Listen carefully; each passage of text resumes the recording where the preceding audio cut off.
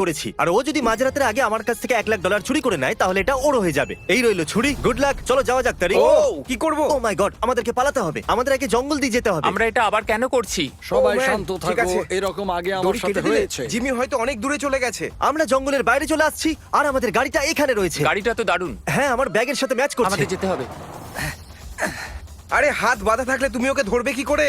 আর এখন আমরা এই রাস্তা দিয়ে যাচ্ছি। আপনারা জানেন না যে আমি বয়েজদের জন্য কি ভেবেছি। আমি একটা ফুটবল স্টেডিয়াম, একটা আইল্যান্ড আর একটা গোলকধাঁধা, এছাড়া আরো অনেক জিনিস ভাড়ায় নিয়েছি। আর দাঁড়াও, ও, আমরা এখানে দাঁড়ালাম কেন? দেখতে থাকো। তুমি এই খুঁটিটা দেখতে পাচ্ছো? হ্যাঁ। এবার দেখো। ও ও ও মাই গড। চলো গাড়িতে ফিরে যাওয়া যাক। বেল্টটা বাঁধো। এখন একটা বড় খুঁটি ওদের রাস্তা আটকাচ্ছে।